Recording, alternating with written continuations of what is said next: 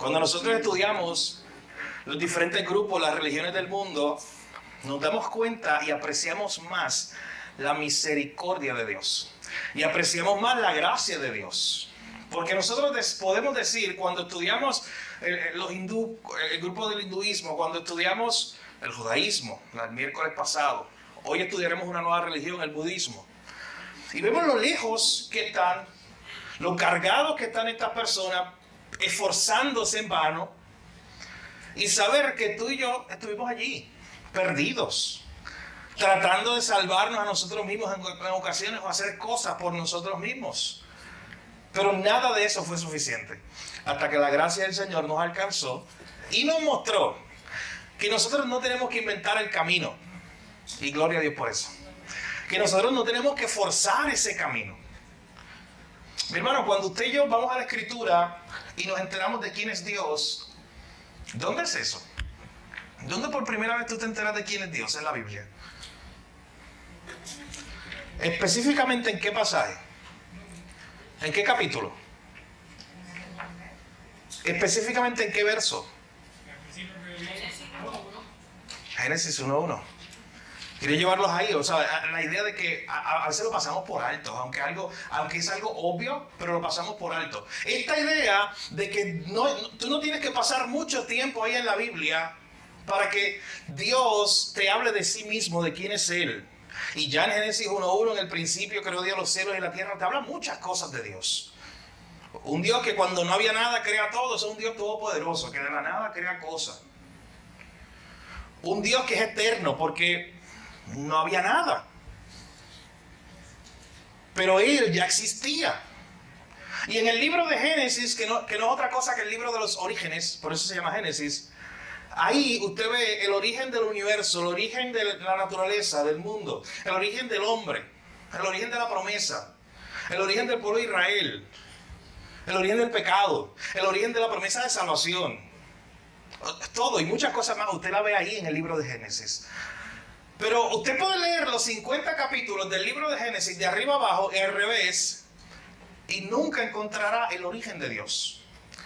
Y vuelvo, repito, algo que parece obvio, pero mi hermano, cuando tú y yo estudiamos literatura de otras religiones, sabes que en muchas ocasiones esa literatura religiosa contiene el origen de los dioses. Y por ejemplo te habla, mira, pues este es el origen del Dios tal. Él nació de esta manera. Sus padres son tal y tal. O ellos vinieron de este lugar. Oh, mi hermano, pero cuando vas a la Biblia, no hay un lugar que te hable del origen de Dios. No hay un lugar que te diga, mira, este Dios existió después de aquel. No, mi hermano. Más adelante, mientras tú vas viendo la revelación bíblica, progresivamente te habla más de este Dios. Y te dice que este Dios ha existido siempre. Que si el universo deja de existir, no importa, Él sigue existiendo porque Él no depende del universo. Y te sigue hablando de este Dios, pero nota que cuando Dios se presenta en Génesis 1:1, no necesita explicación. Por eso no tenemos antes de Génesis 1:1 un tratado completo explicándote quién es Dios. Porque aún cuando sigue leyendo la Escritura dice que Dios se ha revelado y que el hombre va a saber que hay una deidad, que hay un Dios en los cielos. Pero cuando vamos viendo la Escritura, Dios crea al hombre perfecto. Dios tiene una relación con él. Entra el pecado, Génesis 3, la serpiente engaña a Eva y a Adán.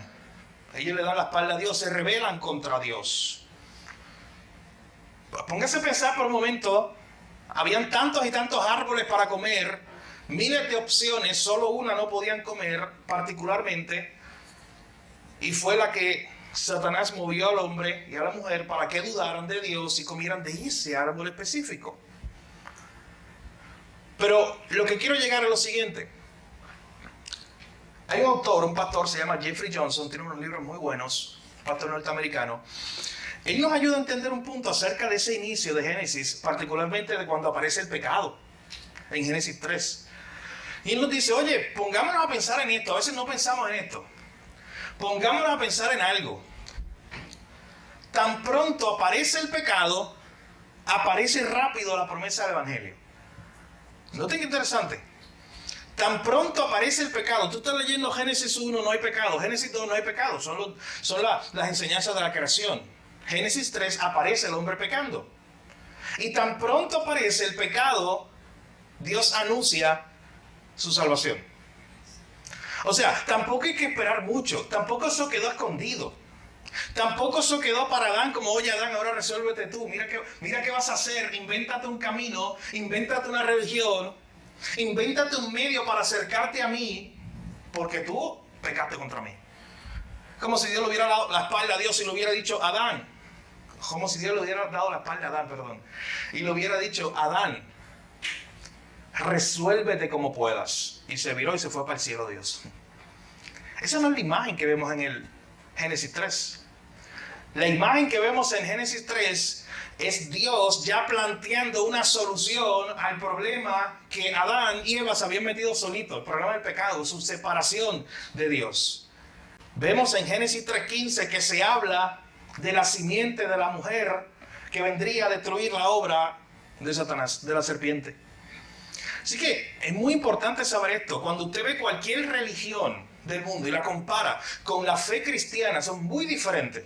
Porque en cualquier religión usted ve la historia, en el libro de religiones de esa religión, para que la redundancia, usted ve la historia de esa persona tratando de hacer esfuerzo para ganar su salvación, o para acercarse a Dios, o para ser bueno. Pero eso no es lo que vemos en la Biblia. En la Biblia vemos un hombre que pecó, se alejó de Dios, le dio la espalda a Dios y ahí estaba muerto, perdido para siempre y sin esperanza. A menos que Dios mismo le dijera, Adán, tú eres el culpable. Tú fuiste el que pecaste contra mí. Tú eres incapaz de restaurar esa relación, Adán.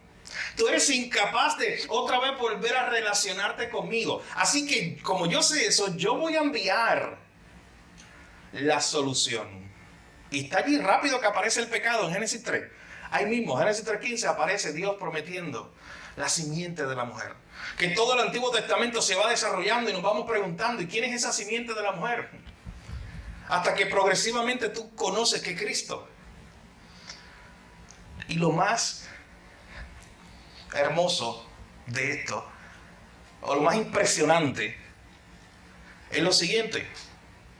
Cuando decimos de que Dios le iba a dar una solución al problema del pecado, y decimos que Dios iba a enviar la solución, no era que Dios simplemente iba a enviar un ángel, que Dios iba a enviar un ayudante, que Dios iba a enviar una salida, que Dios iba a enviar algo para que el hombre lo cogiera y se salvara. No, mi hermano. ¿Sabes a quién Dios iba a enviar? Él mismo iba a venir. El Padre iba a enviar al Hijo. Él mismo iba a venir. Esa es la gran noticia de salvación. Y tú dices, oye, pero me confundí y vamos a hablar del budismo. Mi hermano, es que es necesaria, una vez más, recordar la gran verdad del Evangelio cuando estudiamos y compararla cuando estudiamos otro sistema religioso, donde lo que usted encuentra es el hombre tratando de salvarse a sí mismo, tratando de proveer un camino, cuando ya Dios mismo nos ha provisto el camino. Así que hoy continuamos con nuestro tiempo de enseñanza sobre las religiones del mundo. Hoy vamos a hablar del tema del budismo. ¿Qué idea tenemos nosotros acerca del budismo? Buda, ¿qué más? Claro, obvio, hay que empezar por ahí.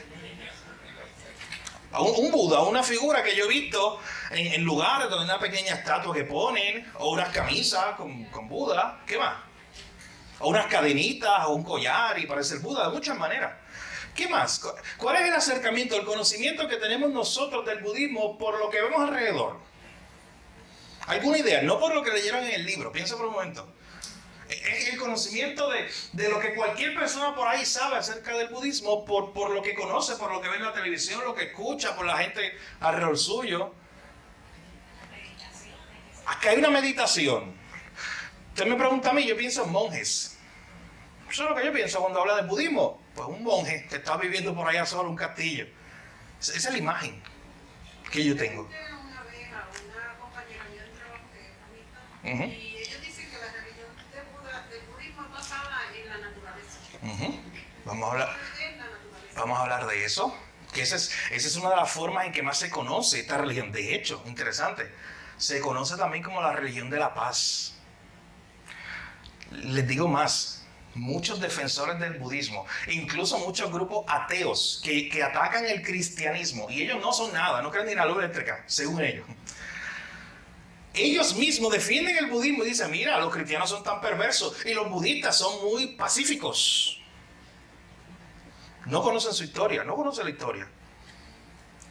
No conocen lo que pasa en Sri Lanka. Yo bien respetado, yo fui a una casa a trabajar donde la persona estaba haciendo un desastre de porquería. Sí. Y entre las porquerías que tienen unos cultos pipones.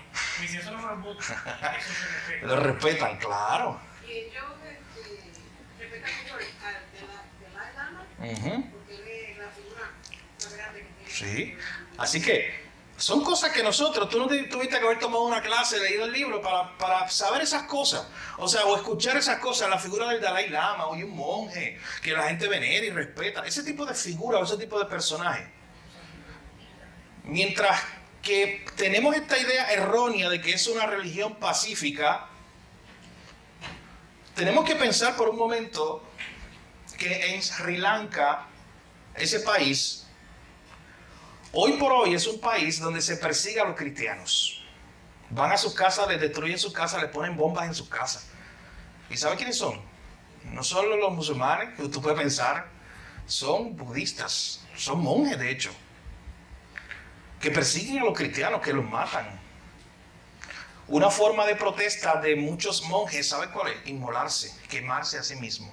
Así que no es una religión pacífica. Cada vez que alguien te diga eso, usted diga, oye, vamos a conocer un poco la historia y lo que está pasando en esos lugares. Hay países completos como Tailandia, donde se dice que el 90-95% de la población es budista. De hecho, el rey de Tailandia hasta hace unos años era considerado, hasta una deidad, pero era considerado como el personaje más importante del budismo en el mundo entero. Así que cuando empezamos a hablar de budismo, miren ahí algunas de las estadísticas que nosotros podemos estudiar, que nos enseñan que aproximadamente hay 500 millones de budistas en el mundo. Es la cuarta religión más grande del mundo. Ya les hablé de que cerca del 90-95% está en Tailandia. Para muchos personas solamente es una filosofía. Muchas personas dicen, no, esto no es una religión, esto no es una filosofía, esto es solo una filosofía. Pero en realidad, como veremos en esta clase, es una religión con todo un sistema de méritos y con todo un sistema de intentos para salvarse a sí mismos. La religión no cristiana preferida en Occidente es el budismo.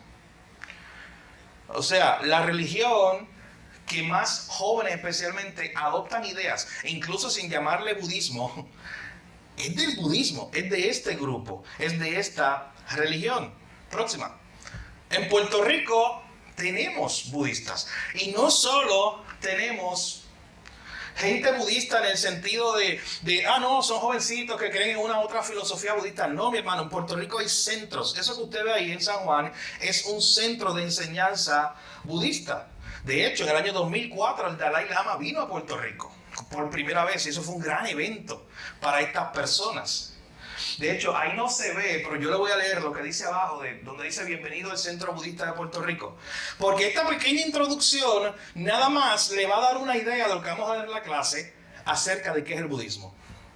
Ellos dicen, nuestro centro es el primer centro budista tibetano fundado en Puerto Rico. Y se dedica al estudio y a la práctica de la meditación. Se da énfasis al desarrollo de la ecuanimidad y a la práctica de la meditación. En esta misma vida podemos iluminarnos mediante la práctica de profundas enseñanzas. Al iluminarnos quedaremos libres de toda atadura que produce el apego o los deseos hacia los atractivos del mundo. Nuestra tradición tiene como objetivo la práctica de la sabiduría y la compasión de nuestro maestro para el beneficio de todos los seres conscientes. Ese es el budismo que se practica oficialmente en Puerto Rico. No el de jovencitos que adoptan la filosofía, no, sino personas que toman en serio esta religión y van a este tipo de centros, no es el único, hay varios, van a este tipo de centros y ellos practican estas prácticas que esta religión le provee. La palabra que más se repitió en ese breve escrito es meditación. Y noten que ellos mismos están hablando acerca de su necesidad. Dice, en esta vida podemos ser iluminados mediante la práctica de algunas enseñanzas, mediante la práctica de la iluminación o de la meditación. Así quedaremos liberados de toda atadura que produce el apego o el deseo hacia los atractivos del mundo. Así que en términos generales, ¿qué busca un budista? Aquí, en la China, en el Tíbet, en Tailandia, en Sri Lanka, en cualquier otro país. Busca precisamente ese camino a la iluminación. Gracias, mi hermano. Busca el camino a la iluminación. Hay diferentes escuelas budistas, como veremos ya pronto. Veremos las principales. Y en el libro se habla de ellas, usted la leyó. Pero en términos generales, un budista está buscando lo que él llama la iluminación, o un término que también aquí se ha tergiversado mucho en Occidente. Usted lo ha escuchado probablemente, el término nirvana, donde literalmente una traducción cercana sería la no existencia. Usted recuerda que yo les hablé, cuando hablamos del hinduismo, de esta ideal que tenían muchos grupos en el hinduismo, de que ellos son como una gota de agua que se va a unir al océano. Y en el océano se va a perder. O sea, el ideal principal de un budista precisamente es salir de un mundo donde está sufriendo y convertirse o ser parte de la nada. Ser parte de ese gran océano. Así que un budista, no, para él, tú no puedes hablar con él y decirle, mira, sí, porque vamos a estar en el cielo. Sí, la vida después de la muerte. No, ellos no tienen ese concepto. Para ellos, y yo creo que esta es la parte más importante, usted escuchará nombres, teorías, ideas, prácticas de la religión, de esta religión budista en la clase de hoy. Pero lo más importante que usted tiene que saber de esta clase, lo que intenta un budista es escapar del sufrimiento. Ellos se dieron cuenta que en este mundo sufrimos. Ese es el problema principal para un budista. Este mundo es de sufrimiento. Así que hubo un iluminado llamado Buda que logró salir de ese ciclo de sufrimiento en esta vida. Y ahora te va a dar 4 pasos. O 4 verdades, como él le llama. Y 8 vías para que tú también salgas. Eso es en arroz y chora el budismo. El problema principal del ser humano es el sufrimiento. Hubo uno que logró salir de ese ciclo. Y cuando logró salir de ese ciclo, él ahora se dedicó a enseñarle a otros a que pudieran salir también. Más adelante hablaremos un poco acerca de detalles de su vida, que es muy interesante la vida de Buda. Y cómo llega ahí, cómo llega a esas ideas. Pero esto es simplemente para que vayan teniendo estas cosas en mente. Próximo. ¿No hay algo anterior? Una imagen. Sí. Aquí, por ejemplo, ustedes ven algunos monjes rezando, adorando, meditando sobre una figura de Buda. Pues repito, esto es importante que lo sepamos porque hay personas incluso que dicen, no, el budismo no es una religión, el budismo es una filosofía. El budismo, nosotros no adoramos al Buda. Yo ahorita les contaré la vida de un monje y la vida de un hombre budista en Estados Unidos que llega a cierta época en el año donde por unos días él está recitando el nombre de Buda hasta 1000 veces durante una serie de días para recibir una bendición especial de Buda. Esto en países como Tailandia, Sri Lanka y otros donde se adora al Buda como un señor. De hecho, usted no lo ve, pero debajo de la primera imagen dice Buda Purnima, que es como una fiesta en el año 2017. Y al lado dice How to worship the Lord on this day. Cómo adorar al Señor, hablando del Buda, hoy. Y tú vas a esa página y te van a enseñar cómo adorar al Buda. ¿Sabes lo curioso de eso? De la figura. Sí. Ninguna igual. Porque esa no es la figura de Buda que me Sí. La que ustedes conocen, sí. Sí. Que hay que tocar su pipa para tener suerte.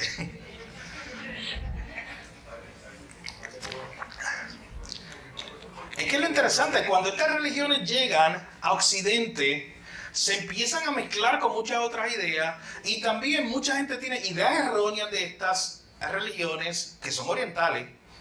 Esta gente comienza a tener ideas erróneas de estas religiones, las mezclan con filosofía y hacen como una idea nueva de lo que es la religión en sí, pero eso no es budismo. El jovencito por ahí que es cool, que quiere decir, yo soy budista porque sigo esta filosofía de vida, de que yo no le hago daño a los animales y cosas así. Eso no es. Eso es una de las reglas, de las tantas ideas que ellos tienen. Pero la religión en sí es una religión bien organizada. Usted lo puede ver en países como Tailandia, Sri Lanka, India, China, muchos otros países más. Así que vamos a entrar de lleno, aunque ya mismo veremos un poco de específicamente quién fue este personaje Buda y cómo él salió de ese ciclo de sufrimiento. Vamos a empezar a ver algunas ramas o escuelas del budismo. Hay dos principales. Hay más escuelas, pero hay dos que son las principales, como usted vio en su libro. Está en primer lugar el budismo Theravada. Ese budismo prevalece en el sur de Asia, es el más que se acerca al movimiento original. O sea, cuando usted quiere conocer el budismo original de Buda, usted tiene que ir a este grupo, a esta escuela. Ellos son los que más se acercan al grupo del iluminado, del Buda. Hay un énfasis en la vida monástica. O sea, este es el grupo que dice, ¿cómo tú puedes salir de ese sufrimiento? Tienes que hacer lo mismo que el Buda. Convertirte en un monje. Dejarlo todo y convertirte en un monje. Hay países, vuelvo y repito Tailandia, mi hermano. Usted piensa en budismo, tiene que pensar en Tailandia. Es igual, literal. Hay países donde desde muy chiquito a los niños, ¿a dónde lo llevan? Al monasterio. Y dedica una etapa de su vida, por obligación, a criarse en un monasterio budista. Y en ese monasterio budista, entre otras cosas, escuche, por ejemplo, le voy a leer una descripción de lo que hace allí. Tiene para cumplir 227 reglas, para empezar. Va a vivir en un lugar donde aproximadamente hay 4.000 a 6.000 monjes que están allí. Y miren cómo ellos hacen o comienzan su día. Se despiertan con campanas a las 4 de la mañana. Se bañan, se ponen 3 vestiduras amarillas y luego se coloca una imagen de Buda ante la cual el joven se inclina y recita un compromiso. Eso es lo primero que hace a las 4 de la mañana. Se inclina ante una imagen del Buda. Luego se sienta cruzando las piernas y medita por varias horas, en silencio. Allí, los que les gusta hablar aquí, no pueden ir para allá. Yo no voy a mirar a nadie en particular, pero no pueden ir para allá. El monje se inclina ante la imagen, recita algún voto, se sienta en silencio con las piernas cruzadas en meditación. Acto seguido llega a otro cuarto donde él se dirige a otro monje y confiesa sus deficiencias. No le llaman pecado, confiesa sus errores. Una vez que concluye con estos ejercicios, aún no ha salido el sol. Todo esto lo hicieron y todavía no ha salido el sol. Antes del amanecer ellos hacen todo esto. Luego se retiran a descansar unas horas. Poco después de que haya amanecido y salga el sol, los monjes se dirigen a los caminos de la ciudad con un tazón en la mano para pedir limosnas de la gente para comer en el día. Los monjes toman el desayuno en su cuarto privado.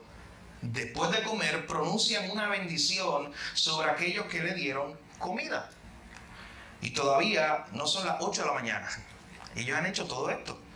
Alrededor de las 8 de la mañana suena otra campana para llamar a los monjes al santuario para otra ceremonia de canto. Se sientan en hileras de acuerdo a su antigüedad como monjes. Los monjes mayores van al frente, seguidos de los monjes más jóvenes y luego los más pequeños. Se inclinan y recitan en su idioma ante un altar de Buda y le encienden velas a él. A las 11 de la mañana almuerzan. Después del almuerzo tienen un periodo de descanso y un periodo de estudio de las Sagradas Escrituras. A las 6 de la tarde suena otra campana para llamarlos otra vez al santuario. Van en grupos de 2 en 2, confiesan sus faltas del día y luego juntos se inclinan y le cantan a la imagen de Buda como lo hicieron en la mañana. Luego hay un tiempo de breve conversación entre los monjes, el único momento donde se permite al final del día, antes de retirarse e irse a dormir. Eso es la vida monástica de un monje, un budista, alguien que vive, que día a día hace esto. Tiene todos estos casi 300 reglas para cumplir y noten que todo gira alrededor, se hace 3 veces al día por lo menos, de esa inclinación que ellos hacen a la imagen del Buda.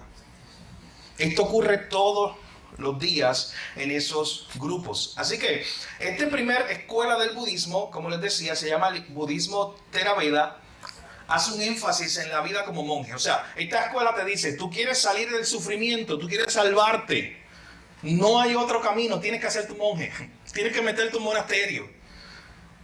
Yo quiero que usted vaya comparando. O sea, tú vayas afuera a alguien y le dices, oye, ¿quieres salvarte?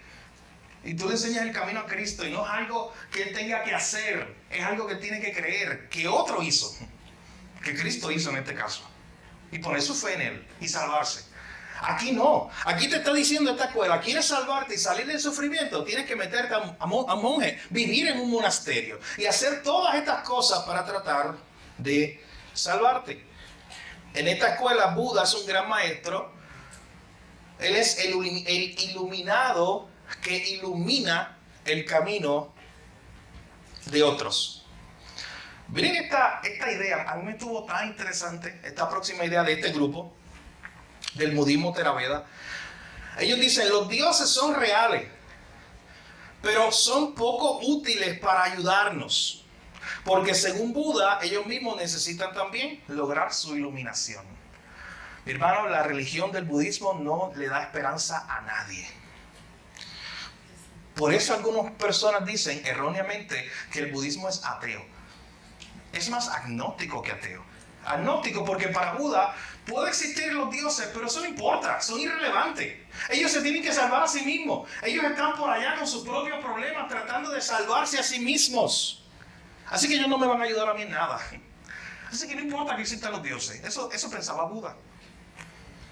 Entonces miren esta idea. Los dioses pueden existir, pero no me pueden hacer nada, no me pueden ayudar. Ellos necesitan salvarse. Bueno, mi hermano, usted vaya comparando. Es la razón por la cual hacemos este ejercicio. La carta a los Hebreos. Y nos presenta a Cristo como un Salvador perfecto, que hace un sacrificio perfecto. Y se nos deja muy claro que mientras los sacerdotes del Antiguo Testamento, ellos tenían que ofrecer un sacrificio por ellos mismos primero. O sea, ellos primero tenían que hacer un sacrificio por ellos porque ellos no se podían salvar a sí mismos. Ellos necesitaban de ese perdón de pecado. Así que hacían un sacrificio por ellos mismos. Y después por el pueblo. Pero entonces se nos presenta a Jesús en ese libro de Hebreos y se nos dice que él no tuvo que hacer eso. Él no tuvo que salvarse a sí mismo en el hecho de que él era un pecador también, que tenía que primero intentar salvarse para ver si podía salvar a los demás. No, mi hermano. Es lo grandioso de la fe cristiana.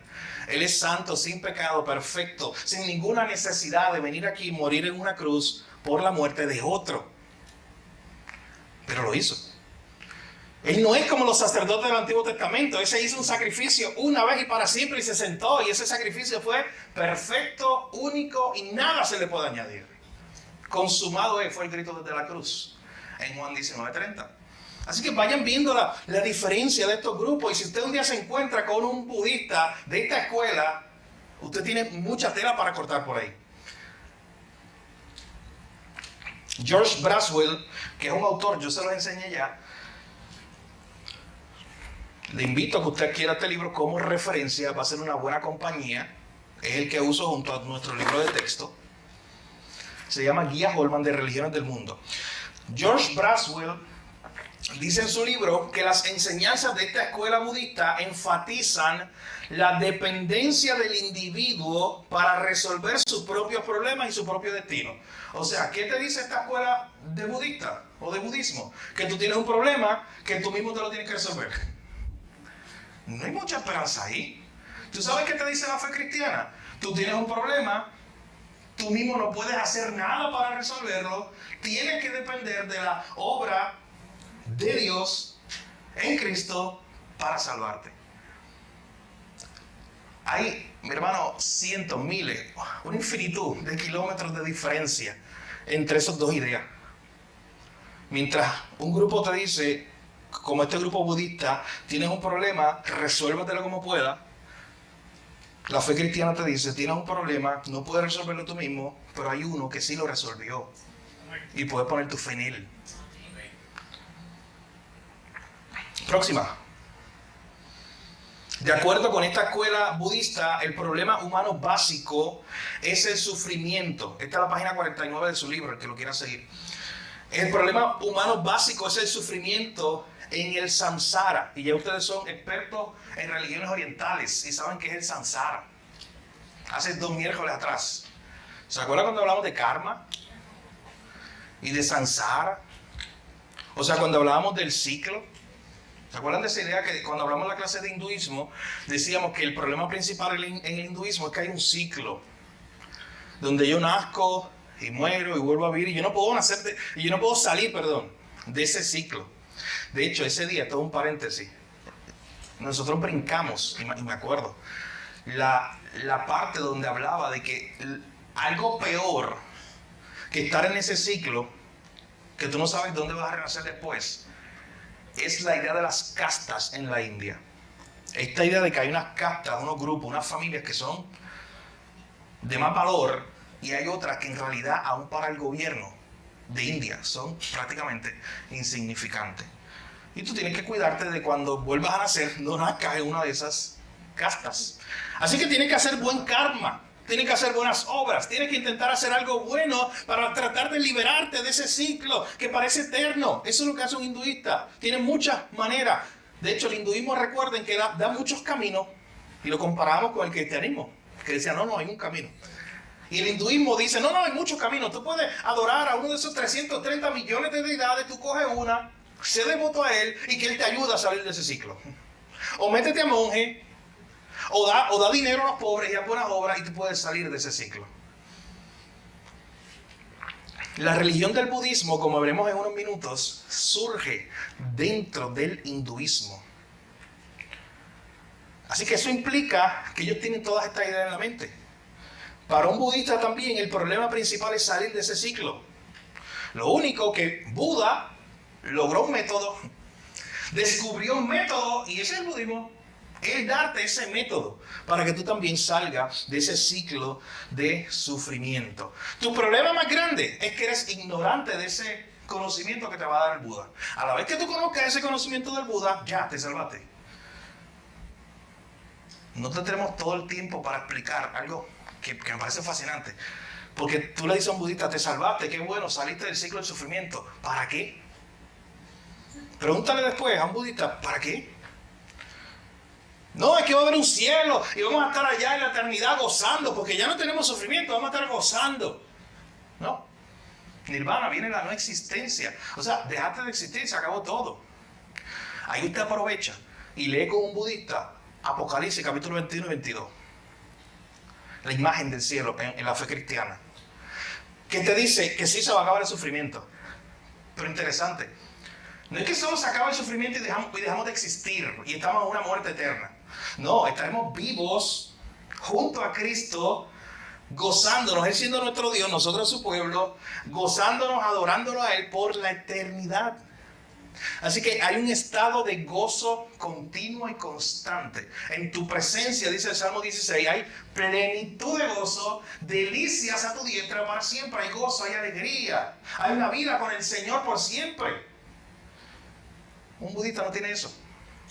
Está toda la vida luchando, esforzándose para salir del ciclo del sufrimiento y al final simplemente no hay nada. Así que esta es la primera escuela budista, conocida como el Theraveda. Hay otra escuela budista, se conoce como el budismo Mahayana. Este budismo prevalece o es más importante en diferentes regiones de China, Corea y Japón. Esta escuela es la más popular porque provee un camino más fácil y más rápido para todos. Esta escuela cree en un gran número de Budas. La primera escuela solamente tiene el primer Buda, es el que te va a ayudar y tienes que meterte a monje para salir de ese ciclo de sufrimiento. Esta segunda alternativa, no tienes que, el budismo te da más alternativas. Esta segunda alternativa es para aquellos que en realidad pues, no pueden meterse a monje, esa no es su opción, que es la mayoría de las personas. Así que, exactamente, gracias Pablo, es como un plan B, donde ellos te van a ayudar a proveerte un camino un poco más fácil. Ellos tienen un gran número de Budas. Esta gente son los que ustedes ven en diferentes partes de Asia adorando a Budas, haciendo filas largas. Yo he visto imágenes en libros, en documentales, de un grupo de gente que estaba haciendo una fila porque estaban enfermos. Iban dirigiéndose a un templo para pedir allí en el templo que fueran sanados. Y cuando usted ve a dónde iban a un templo dedicado a Buda, pero lo único que había allí de Buda era un diente. Y ellos iban a ir allí haciendo una fila larga para orar, para recibir sanación. Pero bueno, usted ve eso me impresiona, vemos como locura, como que eso no tiene sentido, pero esa es la realidad, no de 1000 personas. Aun si fueran de 1000 personas es triste. Es la realidad de millones y millones y millones, y ponle 3 puntitos, de personas que todos los días están así. Y cada vez que tú y yo hablamos de esto, tienes que preguntarte, ¿y qué estoy haciendo yo? ¿Tú estás orando todos los días por las misiones? Sí, quizás no puedo ir a China ahora mismo, o a Tailandia para predicar el evangelio y hablar estas verdades con esta gente. Pero al menos yo tengo una vida de compromiso todos los días orando por los que no han sido alcanzados por el evangelio. Pidiéndole al Señor, envía recursos, envía más misioneros. Con la intención siempre, Señor, envíame a mí también. Pero vemos esto, nos escandaliza, pero a la misma vez tenemos que preguntarnos, mi hermano, ¿qué estamos haciendo? ¿Cuál es nuestra parte? Porque todos los días se están muriendo. Porque esa viejita que yo vi, ¿sabes qué? Una viejita, una señora mayor. Ella genuinamente creía que ella podía ir allí a orar para sanar su dolencia física porque le dolía su cuerpo. Y tenía una enfermedad. Y eso es muy triste. Y es la realidad de millones de personas en el mundo. Próximo. Esta escuela budista llamada Mahayana se ha entrelazado con otras filosofías y religiones locales de la región. De hecho, tal vez los más conocidos son el famoso budismo Zen. El budismo Zen nace en la región de China, pero se hace más famoso en Japón hasta hoy. Un maestro, un gurú que guía a ciertos estudiantes, le enseña una técnica para alcanzar la iluminación y salvarse a sí mismo, al final llegar al nirvana, a la no existencia. Ese es el famoso gurú o maestro que está contigo, un líder religioso que te acompaña y te va a enseñar el camino. Es un camino muy famoso. O sea, tú quieres salir de ese ciclo de sufrimiento, búscate un maestro zen. Búscate un maestro, búscate a alguien que te ayude a meditar. Lo que ellos hacen es meditar. A meditar a tal punto que tú puedas llegar a escapar del sufrimiento y llegar a la nada. Yo no puedo dejar de pensar cada vez que digo eso en Cristo, en Apocalipsis 21 y 22. Porque ellos escapan del sufrimiento y llegan a la nada. Nosotros escapamos del sufrimiento y llegamos a todo. Y tú sabes a lo que yo me refiero. A todo en Cristo. Es muy diferente esta cosmovisión. También existe bajo esta escuela el budismo del Tíbet. Este es tal vez el más famoso por la figura muy controversial, de hecho, especialmente en los últimos años, del Dalai Lama. Este líder religioso que intenta, aparte de ser un monje budista, con su fe y tratar de salir de ese ciclo de sufrimiento y ser un maestro de enseñarle a otro. ¿Saben que él vino a Puerto Rico en 2004? Yo les dije.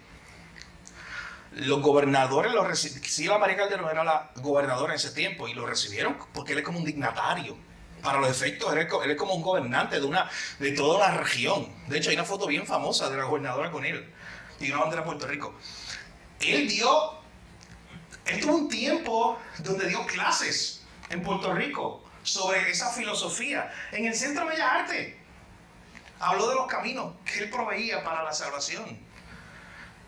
Así que este hombre, aparte de su filosofía y de ser un monje, lidera todo un grupo de personas que están tratando de independizarse de China, que se conoce toda esa región como el Tíbet. Hay una guerra, han muerto millones de personas. De hecho, para los efectos, él no vive allí. Él está exiliado, él no puede estar allí. Él lo que hace es viajar al mundo. De hecho, él gana un premio Nobel. Él lo que hace es viajar de la paz. Él viaja al mundo tratando de enseñar las filosofías de Buda, pero también llamando la atención del mundo para que ayuden a su pequeña región a ser libre de China, el Tíbet. Pero el Dalai Lama es más bien un título. Yo creo que él es el número 14, el que está ahora. O sea, es una reencarnación de un Buda él. Eso es lo que él cree y lo que creen sus devotos. Él es el número 14 de esos Budas que han llegado. Y se lo dijeron cuando él era un niño pequeño. Se dieron cuenta que él era el elegido para ser el número 14. Y por eso él es el líder de esta escuela. Él le enseña a otros el camino a la iluminación. Él le dice, vengan por aquí, hagan esto, hagan lo otro, vayan por ese camino para salvarse. Piensa y compáralo con Cristo. Cristo no dice eso. Cristo dice, vengan, yo soy el camino, yo la verdad y yo la vida, nadie viene al Padre sino por mí. No es que yo te voy a enseñar un camino para que tú te salves a ti mismo. Es que Cristo diciendo, yo soy el camino, no hay otro camino. Ahora sí, llegamos entonces a la figura de Buda para entender un poco más acerca de cómo él llega a todas estas ideas. No sé qué hora hay. En 12 minutos vamos a tratar de hacer un resumen de la vida de Buda. Por lo menos acá no ahí. Aunque no lleguemos a otra parte. Pero miren lo interesante de la vida de Buda. Este hombre, en realidad, el Buda con un título, su nombre era Gautama.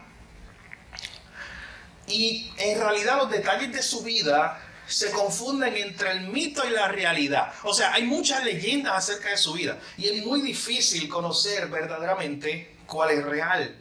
Él vivió un tiempo de grandes cambios sociales y religiosos, especialmente en la India. Próxima. De hecho, él se crió, yo le decía ahorita, el budismo nace dentro del hinduismo. Él se crió como un hinduista. Él se crió dentro de ese sistema de religiones.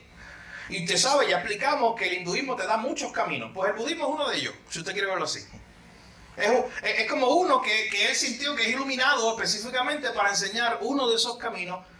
Al morir, sus huesos fueron esparcidos entre sus devotos. Por eso yo le decía que hay todo un monasterio o un templo dedicado a un diente de Buda. Próximo. La fecha de su vida. Hugo, no me hagas reír, que esto es serio. La fecha de su vida. Miren, ahí está la fecha de su... ahí está. Ahí está la fecha de su vida. En realidad usted ve variaciones en las fechas. Hay algunos autores que dicen que él nació en el año 563 a.C. y murió en el 483. Hay otros autores que tienen una teoría totalmente diferente y dicen que él nació en el año 448 y murió en el año 368. Hay como 200 años de diferencia. O sea, el hombre no vivió todo eso. Es que en ese range de fechas es que él nació. Pero no se sabe exactamente en cuál. Si nació en la primera renglón, entre el año 563 y el año 483 a.C., Buda vivió en el tiempo, para que lo pongan en un marco cronológico de la Biblia. Buda vivió y enseñó en el tiempo en cual el pueblo de Israel estaba en el cautiverio, los 70 años. Buda vivió en el tiempo cuando Esdras dirigió parte del pueblo y Zorobabel hacia Jerusalén. Buda vivió en el tiempo entonces en que Nehemías estaba reconstruyendo las murallas de Jerusalén. Más o menos para que tengamos una idea. Mientras Buda estaba ya enseñando esta enseñanza, por allá estaba Nehemías con sus ladrillos, uno sobre otro, reconstruyendo la ciudad de Jerusalén. Este hombre nació en una familia real, o sea, él era un príncipe. Él era un hombre que lo tenía todo humanamente hablando, literalmente vivía en un palacio. Según algunas tradiciones, él nació en la frontera entre India y Nepal. Pero esa era la región que al final de cuentas la religión que se vivía era el hinduismo. Próxima. Su papá lo había intentado cuidar del sufrimiento. Y esto es muy importante, porque si entendemos esto es como hacer un clic. Su papá lo había intentado cuidar del sufrimiento. Bueno, era un rey muy poderoso de la región, tenía mucho dinero y lo había guardado. Él no había salido del palacio. ¿Sabes por qué él no había salido del palacio? Tenía tanta riqueza que él todo lo tenía allí. Y si él quería irse a pasear por un pequeño campo, bueno, eso era tan grande que en un área controlada por su papá él podía irse. Así que él no había visto la vida en realidad. Y su papá lo había guardado de eso, del sufrimiento. Hasta que él decide, más o menos cuando tiene 25 años, él decide comenzar a hacer unos viajes en carro. Un carruaje. Y cuando él comienza a hacer estos viajes en carruaje, hay las famosas visiones que él tiene. Son 4. Lo primero que ve es un anciano. Y eso le da duro. Porque él dice, oye, pero ¿cómo es esto? Un anciano que ya tiene necesidad de que otro lo cargue. Y que está sufriendo en su vida. Y él dice, pero yo como ser humano, yo voy a llegar allí. O sea, noten la idea, este jovencito pensando, yo tengo que hacer algo para salir de este ciclo de sufrimiento y no llegar ahí. Luego en su camino, o más adelante en otro viaje, él ve a un enfermo, un hombre que está muy enfermo y que está a punto de morir. Y eso también le dio duro a su realidad. Y le dijo, oye, pero nosotros vamos a llegar ahí. Luego más adelante, en otro viaje, él ve un cadáver. Y noten que eso es progresivo. Y cuando ve un cadáver dice, wow, allá terminaremos en el sufrimiento.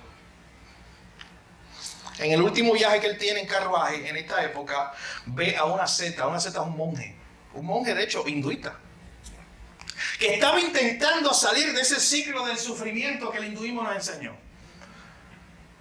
Y él lo vio muy devoto, un anciano, un monje que estaba viviendo tranquilito su vida, se iba a los bosques a meditar, a tratar de salvarse a sí mismo, a tratar de tener paz y de salir del sufrimiento. Cuando él vio eso le impactó tanto que él regresó a su casa, ya él tenía 29 años, y cuando regresó a su casa le dijo a su esposa que se iba, ya él tenía un hijo pequeño. Eso fue revolucionario. Le dijo a su esposa que se iba, su esposa no estuvo de acuerdo, pero él se fue. La dejó en el palacio con su niño pequeño y él se fue porque él quería evitar el sufrimiento, él quería buscar la manera de salir del sufrimiento. Así que cuando él se va, él dice, yo me voy a meter a monje. ¿Y sabe lo primero que hizo? Meditar hasta casi morirse. Porque se dice que él podía meter su mano y casi tocaba la columna de lo flaco que estaba el hombre. Comenzó a flagelarse, comenzó a golpearse, tratando de buscar algo. ¿Dónde encontró lo que buscaba? Sentado debajo de un árbol, literalmente. Sentado debajo de un árbol, meditando, llegó a ese punto donde era posible llegar a la no existencia, o era posible llegar a no desear nada. Eso es lo que buscaba él. Porque él decía, el deseo es la fuente de todo el sufrimiento. Porque yo deseo algo, lo tengo, se me va y sufro. Y eso es verdad, eso es verdad. O sea, el hombre sufre por cosas que tiene. Eso es real. Pero no tenga el camino que él está buscando, la idea. Es decir, yo entonces prefiero llegar a un punto en mi vida donde yo no desee nada. Y entonces puedo salir de este ciclo de sufrimiento y no sufrir más. Oye, pendiente a esto, porque esto es una buena carta que usted va a tener bajo la manga para hablarle a un budista. Una pregunta capciosa, de lógica. O sea, lo que estamos diciendo es que Buda deseaba no desear nada. ¿Entienden el punto? Eso es una contradicción lógica. Él deseaba, su deseo era no tener más deseos. Se llama racionamiento circular. Eso no tiene sentido, lógica. Pero eso es lo que él buscaba. Y llegó ahí bajo de un palo. Y cuando llegó ahí, él comenzó a enseñar esto a otras personas. Y así se fue formando la comunidad del budismo. Diferentes grupos empezaron a formarse. Él descubrió esa iluminación. Y así que por fin ahora él podía romper el círculo de nacer y morir y reencarnar. El ciclo del sufrimiento. Él descubrió la verdad sobre 4 principios y un camino de 8 pasos para ayudarte a no desear nada y salir del sufrimiento. Esto es algo que por cuestión del tiempo lo voy a pasar un poco más adelante. O sea, lo voy a pasar. Este slide lo que habla un poquito acerca... Próximo. Lo que habla un poquito acerca de cuál es la literatura de los budistas. Lo más importante que usted sepa es que tienen escritos sagrados también. Este es uno de ellos. Esto es una colección de sermones que supuestamente él enseñó. Así que lo que hace un budista también los lee, los estudia, porque aquí está la verdad, aquí está la iluminación de cómo salir del sufrimiento. O sea, usted quiere leer esto, es la idea. Así que este es uno de ellos, uno de los más famosos, se llama el Dhammapada. Eso es uno de sus escritos más famosos acerca de la predicación de Buda, lo que él enseñó en su tiempo. Puede pasar esta y la próxima también. La próxima, ahí. Buda, al final de cuentas, lo que intentaba era resolver el problema del sufrimiento, pero miren su problema más grande, sin referencia a Dios. Y eso es imposible. Gracias, Pablo. Resolver el problema del sufrimiento, pero no voy a tener a Dios en la ecuación. Lo voy a resolver yo solo. Ajá.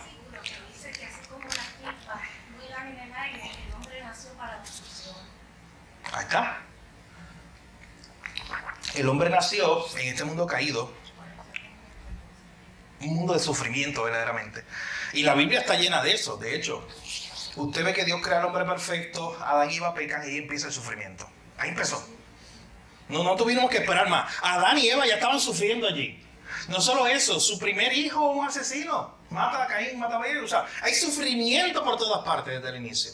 Pero la Biblia es un libro que te dice el sufrimiento es real, el sufrimiento es causa del pecado contra un Dios santo, el sufrimiento tiene una solución. El sufrimiento viene por el pecado, Cristo vino a lidiar con el pecado. Y lo más impresionante, no me lo puedo aguantar, es para lo último. Es la conclusión. Pero mientras Buda trató de resolver el problema del sufrimiento debajo de un árbol, haciendo nada, Cristo mismo lidió con el tema del sufrimiento, muriendo él en un madero, sufriendo él mismo. Mi hermano, Buda y Cristo son totalmente opuestos. No permita lo que la gente dice por ahí, no, Mahoma y Buda y Jesús es lo mismo, no. Está a kilómetros de infinitud de distancia. Esas ideas. Próxima. Queremos salir del nirvana. ¿Cómo llegamos ahí? Bueno, hay unas prácticas de meditación, haciendo prácticas como el yoga, donde tú a través de ejercicios físicos intentas vaciar tu mente. La Biblia dice, llena tu mente, medita en la palabra de Dios, Salmo 1. El budismo te dice, no, vacía tu mente.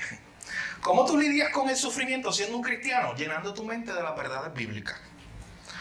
De quién es Dios y cómo Dios está contigo en el sufrimiento y cómo Dios ya resolvió el tema del sufrimiento. Aunque hoy todavía, por un poco periodo de tiempo, estés sufriendo. Pero ya tú sabes que eso está resuelto. El budista te dice, ¿cómo lidiamos con el tema del sufrimiento? Lo primero, vacía tu mente. Eso es imposible, pero trata de vaciar tu mente. Sufrimos porque deseamos. Así que un budista tiene el deseo de llegar a no desear nada. Para un budista, el yo es una ilusión. No existe tal cosa como un ser humano con identidad creado a imagen y semejanza de Dios. Al final de cuentas, no hay nada. Terminamos en la no existencia. El yo desaparece. Hay 4 nobles verdades que ellos creen no las vamos a explicar, simplemente las mencionamos. Toda la vida es sufrimiento, eso es obvio, pero esa fue la primera enseñanza de Buda. Todo sufrimiento surge del deseo o del apego del deseo. Si no hay apego al deseo, no hay sufrimiento. Si uno practica el camino óctuple, el camino de 8 pasos que él te enseña, entonces no hay apego al deseo y por ende no hay sufrimiento. Esa es su lógica. Pero ya desbaratamos su lógica, no se preocupe, con el primer punto que le dijimos, que él está deseando no desear nada. Ese camino de 8 pasos, mire de qué se trata. La comprensión correcta. ¿Qué tú tienes que llegar y meter en tu mente? La comprensión correcta, el pensamiento correcto, el habla correcta, la acción correcta, la subsistencia correcta, el esfuerzo correcto, la conciencia correcta y la concentración correcta. Si tú logras todo eso, yo estoy colgado. Humanamente. Yo estaría colgado. Yo no puedo hacer eso. De hecho, la Biblia enseña que nadie puede ser moralmente perfecto el mismo por sí mismo. Así que, pero si usted logra hacer eso, usted logra salir del sufrimiento y llega a este estado de la no existencia del nirvana. Aquí quiero llegar y terminamos. Contrastes entre Buda y Jesús. Uno era un buscador de la verdad. Él dijo eso en alguna ocasión. Yo solamente soy un hombre que busca la verdad. Otro afirmó ser la verdad. Buda dijo que nosotros éramos lámparas para nosotros mismos, mientras que Cristo afirmó ser la luz del mundo. Próxima. Uno nos enseñó cómo dejar de sufrir luego de pasar horas bajo un árbol meditando. Ese fue Buda. Mientras que el otro fue colgado en un madero por nuestro sufrimiento, fue molido por nuestro pecado y la paga del pecado fue sobre él. Mi hermano, Jesús lidió con el sufrimiento él mismo sufriendo. Esa es, yo creo que es la realidad más importante que tú debes enseñarle a un budista cuando estés evangelizando un budista. O sea, cuando estés evangelizando a una persona de esta fe. Jesús mismo sufrió. Próxima. En la página 53 y 54 de su libro de texto, el autor dice: el Buda enseñó a sus seguidores a escapar del sufrimiento, mientras que Jesús mostró una forma de conquistar el sufrimiento abrazándolo. Él mismo sufriendo. Próximo contraste. Uno tiene sus huesos repartidos entre diferentes templos en el mundo. Ese es Buda. Mientras que en Jerusalén la tumba quedó vacía al tercer día porque ni la muerte lo pudo retener. Jesús está vivo y reina con autoridad. Y eso es una diferencia muy grande, mi hermano. Eso lo cambia todo. El que los huesos de Buda estén distribuidos en el mundo entero en diferentes templos, pero que en Jerusalén haya una tumba vacía. Próxima. Al final de cuentas, mis hermanos, el budismo es una religión donde te salvas a ti mismo, de ti mismo. Hay todo un sistema de méritos, donde tú estás tratando de acumular méritos para salvarte. Eso es muy diferente a lo que Pablo habla en Filipenses 3 cuando él dice: yo no quiero mi mérito, eso es basura. Así lo dice Pablo. Eso es estiércol, eso es nada. Yo quiero ser hallado en Cristo, con los méritos de Él. Así yo soy salvo. Escuche bien, hay una tradición que dice que las últimas palabras de Buda fueron: todas las cosas son perecederas. Esfuércense por su salvación. En otras palabras, esfuércense por salvarse a sí mismos. Eso es lo único que él podía hacer. Enseñarle a otro o tratar de enseñarles un camino de iluminación y meditación para salvarse a sí mismo y salir del sufrimiento. Mientras usted tiene eso, la última. Si quieres, Carlos, bueno, está bien. La puedes buscar en el texto allá, es Tito capítulo 3, versículos 3 al 7, y con esto terminamos hoy la clase. Este pasaje, apúntelo, guárdelo cuando usted hable con un budista. Porque mientras él está tratando de salvarse a sí mismo con sus propios méritos, con sus propios esfuerzos, Tito capítulo 3, versículos 3 al 7, dice lo siguiente: porque nosotros también éramos en otro tiempo insensatos, rebeldes, extraviados, esclavos de concupiscencias y deleites diversos, viviendo en malicia y envidia, aborrecibles y aborreciéndonos unos a otros. O sea, ese no es el problema del hombre. Teníamos un problema, como también lo identificaron los budistas. Pero en vez de decirte: oye, trata de resolver el problema tú solo, mira lo que te dice la verdad bíblica. Pero cuando se manifestó la bondad de Dios, nuestro Salvador, y su amor para con los hombres nos salvó, no por obras de justicia que nosotros hubiéramos hecho, sino por su misericordia, por el lavamiento de la regeneración y por la renovación en el Espíritu Santo, el cual derramó en nosotros abundantemente por Jesucristo, nuestro Salvador. Y escuche bien qué dice después: para que justificados por, ¿qué dice ahí? Su gracia, viniésemos a ser herederos conforme a la esperanza de la vida eterna. Mi hermano, ahí está muy clarito. Nosotros tenemos esa herencia de la vida eterna siendo justificados no por nuestros méritos, no por cosas que hubiéramos hecho, lo dice clarito ahí, sino por su misericordia, por su gracia. Nos acercamos a ambos grupos de la misma forma al tema del sufrimiento, diciendo: el hombre está sufriendo, eso es un problema muy grande. Pero el budista te dice: trata de resolverlo solito. La fe cristiana te dice: no, alguien ya lo resolvió. Sufriendo él mismo en la cruz, lo hizo por amor, por gracia y por misericordia. Vamos ahora. Padre, gracias por este tiempo de enseñanza, Señor. Ayúdanos a recordar estas verdades. Señor, mira todos estos millones de personas que día a día están muriendo sin ti, que están poniendo su fe, Señor, en el vacío, en cosas que no tienen sentido, en cosas que no salvan. Yo te pido que tengas hoy misericordia de ellos. Padre, pon el deseo en nosotros de orar todos los días para que tú envíes misioneros. Pon el deseo en nosotros de aportar económicamente para que vayan más misioneros. Pero también pon el deseo en nosotros y el corazón tuyo para que vayamos nosotros a la misión, Señor, a hablarle acerca del único camino donde hay salvación, donde hay esperanza y donde hay vida eterna, que es Cristo Jesús. Oh Señor, gracias por una salvación tan grande. Gracias porque nos has enseñado a través de tu palabra que no se trata de lo mucho que podemos hacer nosotros para salvarnos por nuestros esfuerzos, sino de que se trata de lo que tú hiciste en la cruz para salvarnos. Gracias, Señor, por esa gloriosa salvación.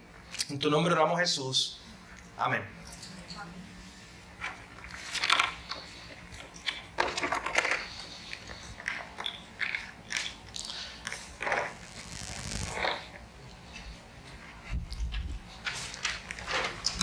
Que el Señor les continúe bendiciendo.